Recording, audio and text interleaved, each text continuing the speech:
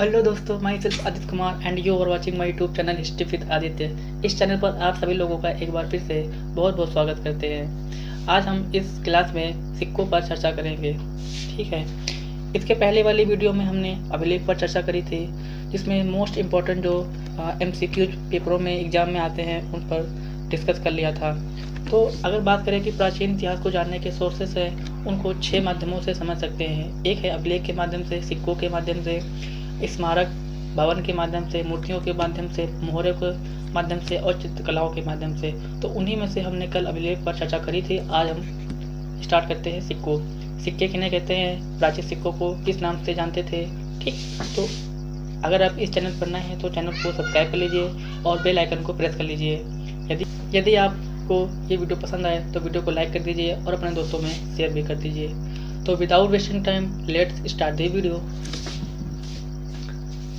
बात करते हैं प्राचीन इतिहास को जानने के सोर्सेस में। हमने बात करी थी कि अभिलेख है, सिक्के हैं, मूर्तियां हैं, स्मारक भवन है, मोहरे हैं, चित्रकला है। इनको ही हम पुरातात्विक स्रोत या आर्कियोलॉजिकल सोर्सेस कहते हैं। इन्हीं का अध्ययन हमारा एपिग्राफी कहलाता है। कल हमने इस पर डिस्कस कर लिया था। आज बात करते हैं सिक्कों पर। सिक्के किन्हें कहते हैं, ठीक है, सिक्कों के अध्ययन को क्या कहा जाता है, सभी पर आज पूरी तरह से डिस्कस करेंगे।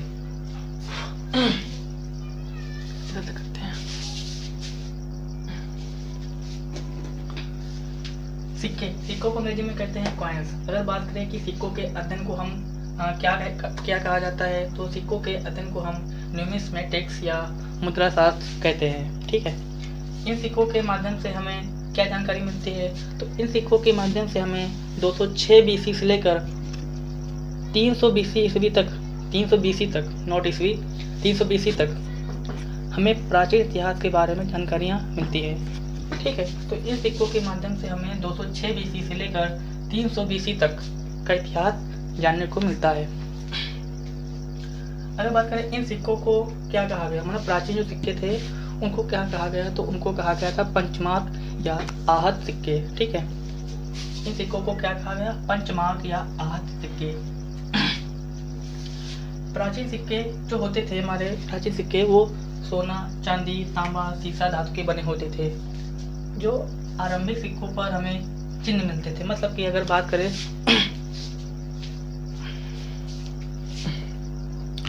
अगर हम बात करें कि जो प्रारंभ में जो हमें सिक्के मिले तो उन पे जो चिन्ह मिलते थे, मतलब कोई ना देवी देवताओं के नाम नहीं थे, ना ही राजा राजाओं के नाम थे, ना ही उसको जारी करने की तारीख थी। सिंपल सा था कि उस पर सिर्फ चिन्ह मिलते थे। वो चिन्ह काहे के होते थे, वो चिन्ह हमारे पेड़ हैं, मछली हैं, सांड हैं, हाथी हैं और आद्रचंद्र आदि के बने होते थे।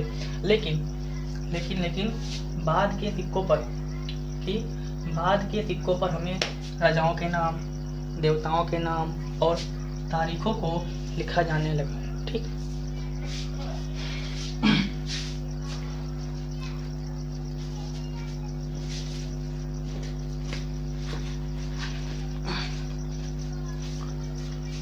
अब बात करते हैं कि भाई जो प्राचीन सिक्के थे, पंचमार्क सिक्के या आहत सिक्के, उनके ढेर कहाँ से प्राप्त हुए थे। ठीक है, तो बात करें कि पंचमार्क या आहत सिक्के के ढेर प्राप्त हुए थे हमारे पूर्वी उत्तर प्रदेश से और मगध से।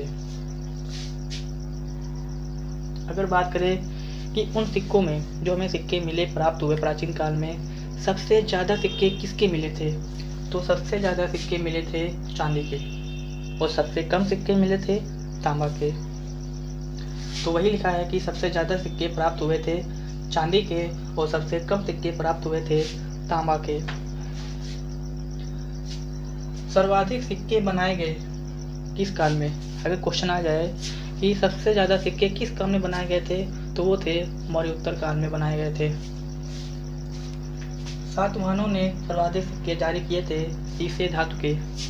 अगर क्वेश्चन बनता है कि सातवाहनों ने सर्वाधिक सिक्के किस धातु के बनाए गए थे, तो आंसर होगा सीसा धातु के बनाए थे।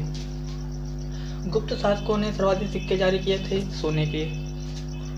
सबसे शुद्ध सोने के सिक्के जारी किए थे कुषाण शासकों ने। गुप्त शासकों ने सोने के सिक्के जारी तो किए, लेकिन सबसे शुद्ध सोने के सिक्के जारी किए थे कुषाण शासकों ने। अब बात करते हैं कि सर्वप्रथम सोने के सिक्के जारी किए। यहाँ पे था सातवाहनों ने सर्वाधिक सिक्के जारी किए सीसा धातु के, गुप्त शासकों ने सर्वाधिक सिक्के जारी किए सोने के। ठीक है, सबसे शुद्ध सोने के सिक्के जारी किए कुषाण शासकों ने, लेकिन सबसे पहले कि सर्वप्रथम सोने के सिक्के जारी किए थे ग्रीक यूनानी शासकों ने। ठीक है, तो ये बहुत इंपॉर्टेंट क्वेश्चन है कि सर्वप्रथम सोने के सिक्के किसने जारी किए थे, तो आंसर क्या होगा, ग्रीक यूनानी शासकों ने। ठीक, अब बात करते हैं कि सर्वप्रथम सिक्कों पर लेख लिखने का प्रचलन किन शासकों के माध्यम से किया गया, तो वो थे यवन शासकों के माध्यम से। सर्वप्रथम सिक्कों पर राजा रानी के नाम, देवी देवताओं के नाम या चित्र तथा सिक्के जारी करने की तिथि का अंकन किस शासकों के माध्यम से किया गया, तो वो थे हमारे ग्रीक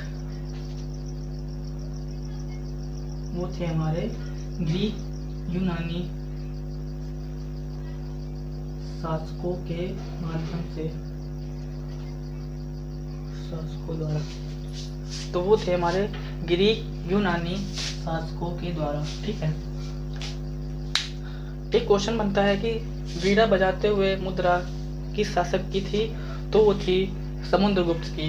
तो समुद्रगुप्त की वीणा बजाते हुए मुद्रा भी हमें प्राप्त हुई थी।